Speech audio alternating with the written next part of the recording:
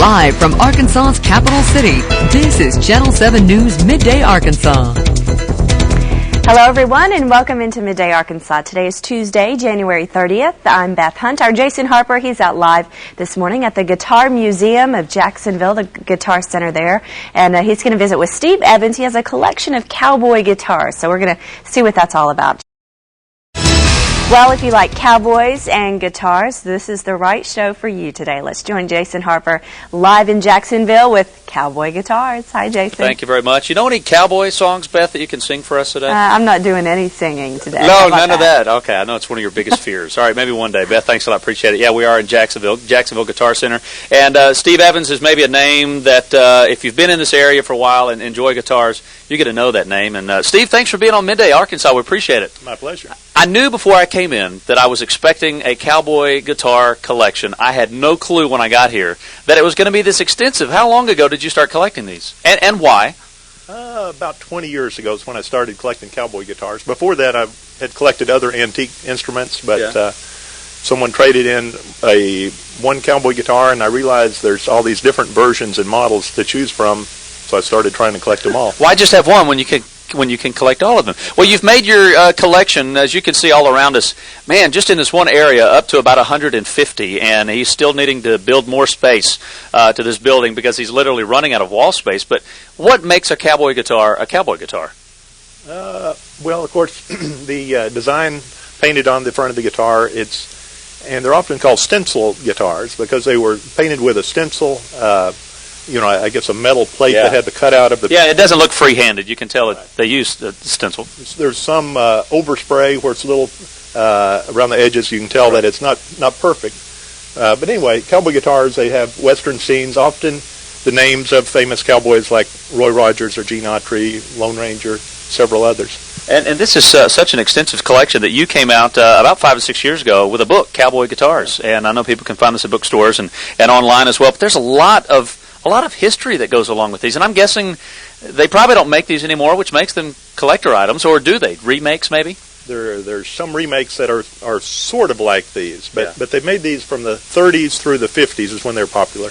Well, you've got a few behind closed glass back there. I'm guessing some of these are going to be worth quite a bit, especially if you think, I know you can buy these on eBay nowadays, but if you find out that one may have actually been with a famous person. Could be, yeah. Now, most of these were smaller size and were meant for probably teenagers or youngsters. So they're not the quality of like a Martin, but they're anybody could have learned to play on one. A lot of people did. Well, we were hearing you play a while ago. Go ahead and grab one off the wall. I know one that we were just listening to you play a little while ago. It has such a great sound and so many old movies, and just you have the whole picture of riding on a horse playing some of these. And this is a Gene Autry. It is. This is the Gene Autry Roundup. It has a date stamp inside, fall of 1932, and this is the first year that they started making cowboy guitars, and so it got the ball rolling, and then all these other companies started making them. This was sold by Sears, actually made by Harmony in Chicago, but sold through Sears. This one is a pretty good quality. It's made of solid wood, solid spruce top, and mahogany back. Excuse me. It's pretty much all these aren't very playable because as they get old, this is 75 years old, and when I got it, the bridge was cracked and it was not playable at all. And I sent it to a luthier in Australia named Matthew Bryant, and he fixed this up to where it plays, and it is really nice. It sounds good, plays good. Well, I would think, go ahead and put it on. We'd love to hear some more, but I'm guessing a lot of people may want this as wall art and to add to their collection. Not necessarily that they plan on being on a stage somewhere to hear the beautiful sounds that come out of it. Right.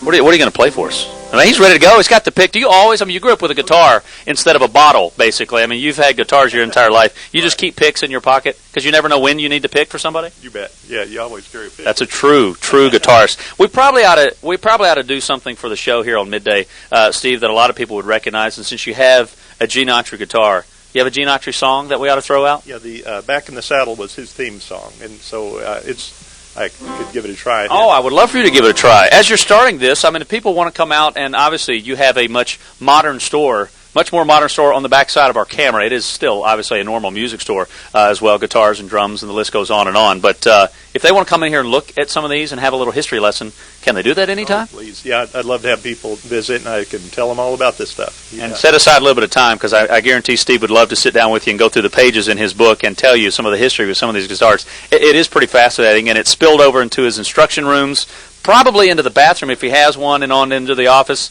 Not much wall space. All right, let's go ahead and, is this Back in the Saddle? Back in the Saddle. Oh, here we go. This ought to be good. Back in The saddle again.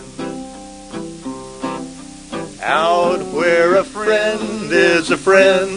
They had to write the words for me. I should know this. The longhorn cattle feed on the lowly gems and we. Back in the saddle again. Just like Gene Autry used to do it.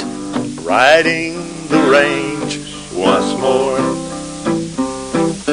Toting my old 44. Where you sleep out every night and the only law is right.